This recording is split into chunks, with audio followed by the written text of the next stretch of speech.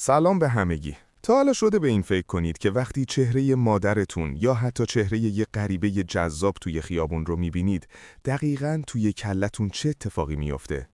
آیا فقط یه سری جرقه الکتریکیه یا پای تغییر شکل فیزیکی مغز وسطه؟ و یا یه سوال ترسناکتر، آیا ما اول چیزی رو میبینیم و بعد بهش توجه میکنیم یا چون گرسنه دیدن اون چیز بودیم پیداش کردیم؟ امروز قراره توی این اپیزود ویژه از پادکستمون بریم سراغ یکی از پیچیده‌ترین بحث‌های علوم اعصاب. قراره با استفاده از گفتگوهای عمیق دکتر سعید و دکتر وحید بفهمیم حافظه چطور تبدیل به ماده میشه و توجه واقعاً چه مکانیزمی داره. این بحث برای کسانی که میخوان مرز بین فیزیک و آگاهی رو بشناسن فوق‌العاده حیاتیه.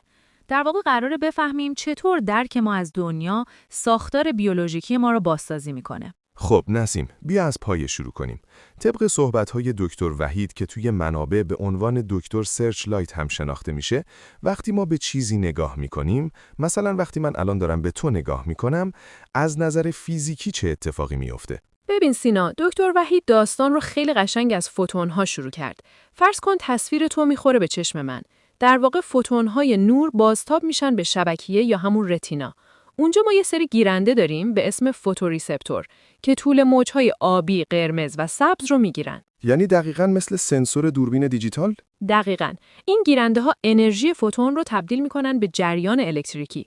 این جریان باعث باز شدن کانال‌های یونی میشه و سیگنال شلیک میشه به سمت عمق مغز. اما جادوی اصلی اینجاست. سیگنال میره به پشت سر تا خطوط و رنگ رو تشخیص بده، اما همزمان یه نسخه هم میره به جلوی مغز تا بفهمه اصلاً این چی هست. آها، پس مغز داره همزمان هم شکل رو میبینه و هم معنی رو تحلیل میکنه. ولی سوال اصلی من اینه، این تصویر چطور تبدیل به خاطره میشه؟ دکتر سعید توی بحث خیلی اصرار داشت بدون این دیتا کجا ذخیره میشه؟ سوال طلایی همینه. دکتر وحید توضیح داد که اینجا یه دیالوگ خیلی مهم شکل میگیره به اسم دیالوگ کورتیکو هیپوکامپال. یعنی کورتکس و هیپوکامپوس شروع میکنن به پینگ پونگ کردن اطلاعات. یعنی با هم حرف میزنن؟ یه جورایی. اونا میان یه الگوی خاص از نورون‌ها رو انتخاب میکنن. مثلا میگن برای چهره سینا، نورون‌های A، B و X باید با هم روشن بشن. این الگو یا پترن همون کد حافظه توئه. صبر کن نسیم، این الگویی که گفتی الکتریکی و موقته. اگه من 20 سال دیگه بخوام چهره تو رو یادم باشه چی؟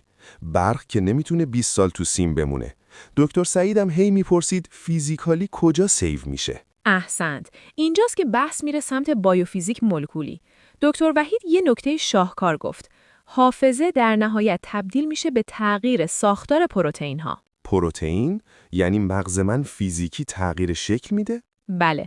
وقتی یه خاطره تکرار میشه، پروتئین های مغز تغییر آرایش میدن تا اون الگو رو فیزیکی هک کنن. انگار که روی سنگ حکاکی بشه. این باعث میشه حافظه از حالت کوتاه مدت تبدیل به بلند مدت بشه. و این پروتئین ها کجان؟ یه جای خاصی دارن؟ نکته عجیبش همینجاست. دکتر وحید اشاره کرد که ما جای دقیقش رو نمیدونیم. اولش توی هیپوکامپوس شکل میگیره، اما وقتی تبدیل به حافظه بلند مدت شد، مثل توپای بیلیارد پخش میشه توی کل کورتکس مغز. یعنی دیگه یه جای خاص نیست، همه جا پخش شده. پس یعنی وقتی من دارم سعی میکنم یه خاطره قدیمی رو یادم بیارم، عملاً دارم از کل مغزم استفاده میکنم تا اون پروتئین ها رو دوباره تبدیل به سیگنال الکتریکی کنم؟ دقیقاً. بازسازی اون پترن قدیمی. خب، تا اینجا فهمیدیم چطور میبینیم و چطور ذخیره میکنیم. اما یه بحثی بین دکتر سعید و دکتر وحید بود که مغزمو منفجر کرد. بحث توجه یا اتنشن. واقعاً توجه چیه؟ این قسمت مورد علاقه منه. اول دکتر وحید تعریف بایوفیزیکی رو گفت. گفت توجه یعنی سینکرونایزیشن یا همزمانی. یعنی نواحی مختلف مغز فرکانسشون رو با هم قفل میکنن و هماهنگ میشن.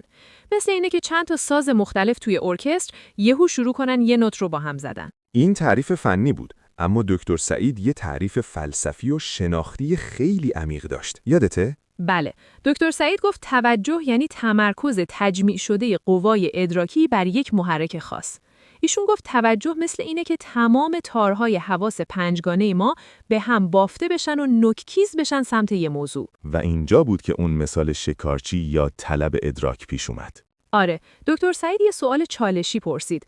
آیا اون تصویر بیرون توجه ما رو جلب کرد یا ما چون قصد دیدن اون داشتیم اون رو دیدیم؟ ایشون معتقده که قصد ادراک مقدم بر ادراکه. میشه ساده ترش کنی؟ ببین، دکتر سعید مثال زد که قوای ادراکی ما همیشه در حالت آماده باشن، مثل یه شکارچی رو سگ گرسنه.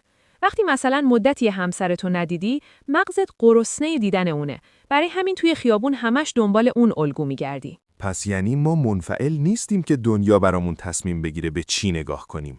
ما اول عزم کنیم، سیستم راداری مغز روشن میشه و بعد اون چیز رو پیدا میکنیم. دقیقاً. دکتر سعید گفت قصد ادراک مقدم بر ادراکه. این نشون میده که آگاهی ما خیلی فعالتر از چیزیه که فکر میکنیم. واو، واقعاً شگفت‌انگیزه. از فوتون‌هایی که به چشم می‌خورن تا پروتئین‌هایی که خم میشن تا خاطره بسازن و در نهایت اون عزم درونی که تعیین میکنه ما چیو ببینیم. و البته هنوز کلی سوال بی‌پاسخ مونده. همونطور که دکتر وحید اول بحث گفت، هنوز با مشکل سخت اندازه‌گیری آگاهی درگیریم.